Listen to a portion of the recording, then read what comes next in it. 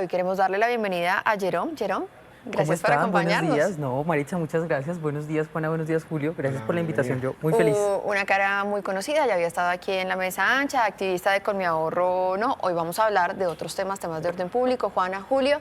Buenos días. Hola, Maritza. Viernes, ya, por fin. Bueno, hoy vamos a hablar y vamos a cerrar esta semana hablando del Catatumbo. El Catatumbo que nos tiene que preocupar, el Catatumbo donde tenemos que encontrar soluciones y donde tenemos que abrir una gran discusión.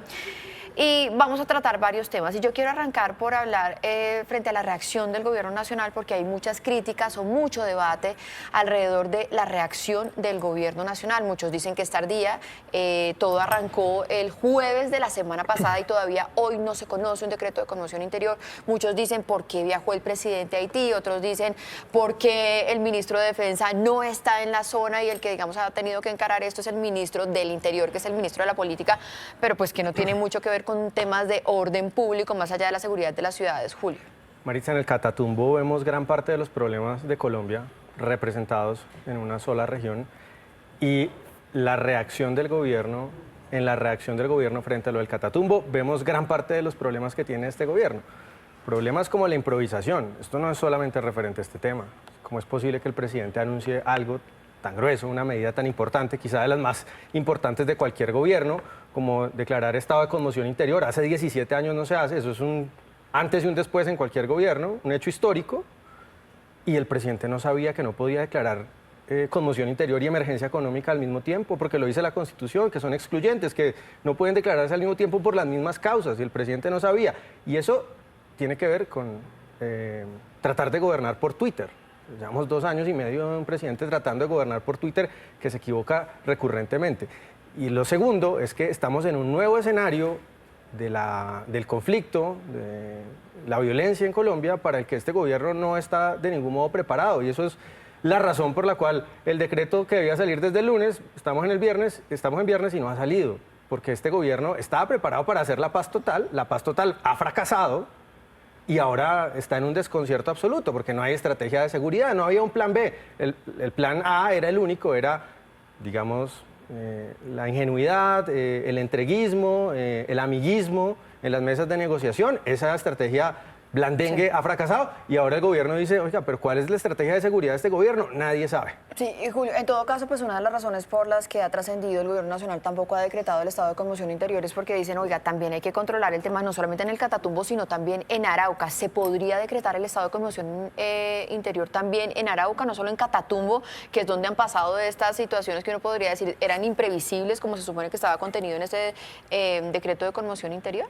Y yo creo que para poder entender, actuar y prevenir lo que pasó en el Catatumbo y lo que también pasa en Arauca actualmente, hay que entender los contextos, ¿no?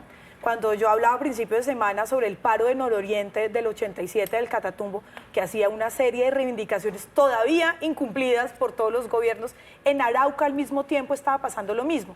Resulta que el contexto del Catatumbo es muy parecido al contexto de Arauca. Presencia de guerrillas como el ELN, presencia en ese momento y en los 80s empieza la presencia de las FARC y empieza la pelea por el control territorial.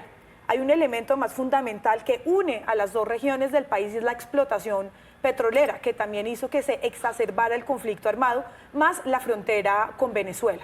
Entonces, para entender qué pasa, lo que pasa en el Catatumbo, hay que de verdad tener muy claro que en Arauca pasa el mismo fenómeno y que está pasando lo mismo y que es muy probable que en algún momento haya un enfrentamiento entre las disidencias de las FARC todavía presentes y el ELN, que tiene una gran fuerza y una gran presencia desde hace más de 50 años en Arauca. Entonces estamos viendo, y es un ejemplo de las nuevas formas del conflicto, que no es un conflicto solamente entre el Estado y los grupos armados, sino entre los grupos armados entre ellos mismos, que esto nos ha costado y nos sigue costando enormemente vidas. En ese momento llevamos más de 80 muertos, el Catatumbo, y yo sí creo que esto mismo puede empezar a pasar en Arauca en las próximas semanas. El gobierno tiene que prever y sería fundamental que entrara Arauca dentro de la conmoción interior para poder contener la guerra que está pasando en estos dos lugares del país y que no desemboque en Arauca lo que estamos viendo en este momento en el Catatumbo. Y otro tema que gravita alrededor de todo este tema de lo que está pasando en el Catatumbo, de la reacción del gobierno nacional, de las medidas que se están tomando, es esa colaboración que ayer confirmó el presidente de la República con Venezuela, con el régimen de Nicolás Maduro, que las noticias que uno tenía de allí es que justamente Venezuela y abiertamente el gobierno venezolano le estaba dando refugio a los guerrilleros. Entonces, ¿cómo estamos combatiendo al lado de Venezuela? ¿A quién está combatiendo Venezuela? Me hago la misma pregunta, Maritza. Es un absurdo y incluso pienso que es una burla para los colombianos que el presidente, mientras está en Haití, nos diga: tranquilos, colombianos, yo ya hablé con Maduro y le dije que por favor, porque yo lo veo en esos términos, les dije que por favor no colabore con el ELN, cuando sabemos abiertamente que pues, Venezuela, uno, tiene relación directa con el narcotráfico que financia el ELN, y el narcotráfico es justamente la causa de la guerra que está viviendo este momento Catatumbo. Entonces, uno, el país que financia directamente al ELN, ¿cómo le vamos a pedir que no lo deje entrar? Y dos, el país con el que usan las rutas, por ejemplo, las rutas rurales de Táchira o Zulia, para llegar al norte de Santander y tener las relaciones directas de narcotráfico. Entonces, es un absurdo y más bien una burla para los colombianos que el presidente nos diga eso, pues. Frente a eso, hay voces que dicen en este tema de colaboración con Venezuela para combatir y para enfrentar la situación en el Catatumbo, también se está cediendo soberanía nacional y autonomía en defensa y seguridad.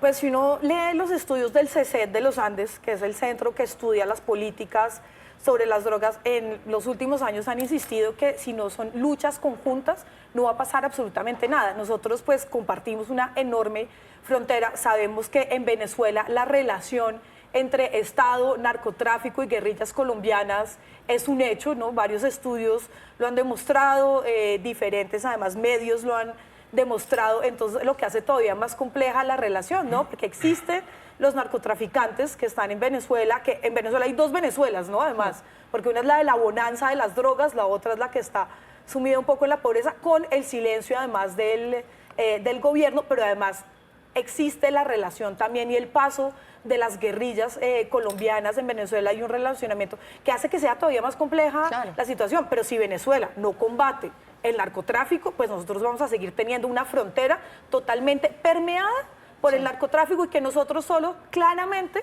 no hemos logrado contener. O sea, vivimos desde el 2001 un intento de contención de esas fronteras desde la seguridad democrática de Uribe y no se logró y no lo hemos todavía logrado. Entonces, si no lo logramos conjuntamente, cada uno de su lado, va a ser mucho más complicado. Pero justamente eso es lo que lo hace más paradójico, ¿no? Porque se ha dicho que el cartel de los soles, el que es el que está incrustado allí en el gobierno venezolano, y cómo hace uno para garantizar que efectivamente el gobierno venezolano está combatiendo a las guerrillas y no al mismo ejército y disminuyendo la capacidad militar del ejército colombiano. Todo indica que el gobierno venezolano está combatiendo al lado de uno de los grupos irregulares que está asesinando colombianos en el Catatumbo.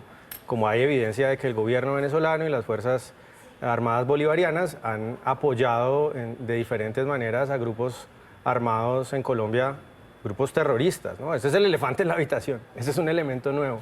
Este año hemos tenido dos temas en la mesa, Venezuela y Catatumbo, y están íntimamente ligados. Venezuela no es un asunto solo de Caracas, no es un asunto lejano. La consolidación de una narcodictadura en Venezuela amenaza estratégicamente la democracia en Colombia. Si tenemos a largo plazo una dictadura que se enriquece con el narcotráfico y con plata del petróleo, la democracia colombiana, su estabilidad a largo plazo no está ni de lejos garantizada. Entonces es un problema interno y hay que verlo de esa manera. Caer en la ingenuidad, pues que la colaboración con una narcodictadura que tiene intereses en uno de los agentes, específicamente el que ha asesinado más colombianos, pues digamos, es otro error. Pero mire que es un poco, Julio, la hipocresía mundial de todas formas, ¿no? De combatir las drogas, sí, pero a veces sí depende con quién. Porque ahora vemos que el presidente Trump acaba de indultar a uno de los grandes traficantes de drogas del dark web, que estaba condenado a 2 cadenas perpetuas por el tráfico de drogas, ¿no? Pero sigue a la par con su discurso de la lucha antidrogas en el mundo, pero libera a un gran traficante. Y creo que esa es la hipocresía que vivimos constantemente en nuestros gobiernos mundiales, que tienen ciertas laxitudes para algunas cosas, pero para otras sí son muy firmes. Sí, pero otra cosa es frente al combatir al lado de un narcotráfico y gobierno frente a la lucha, considerado pues narcoterrorista. vemos un presidente de la potencia más grande liberando a un gran vendedor de drogas. Pero ese Estados señor en Unidos. ese momento no está no tiene poder de nada, no tiene un poder político tampoco sobre un país. Pues tenía, digamos, no, pues Trump lo no liberó, son- entonces es un mensaje a los narcotraficantes o a los vendedores de masivamente de drogas en Estados Unidos que pueden salir libres. Y hay algo Jerome, más que hay para que poner cerrar el sobre tema. la mesa, y es lo que está pasando también con las FARC. No sé si ustedes vieron ayer un comunicado que salió alias Antonio García, que es una de las cabecillas del ELN, a decirle básicamente directamente a las FARC que las FARC supuestamente se estaban aliando con el Ejército Nacional para combatirlos. Pues esto es, digamos, nadie se lo cree, ¿sí? No tiene sentido, es un sinsentido.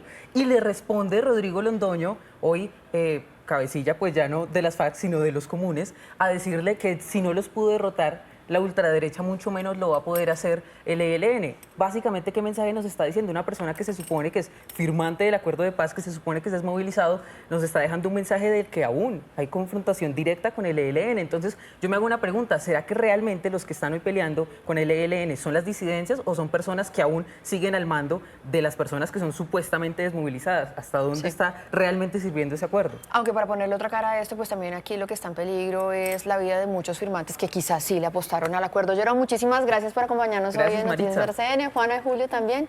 Un feliz viernes, que descansen porque fue una semana muy movida.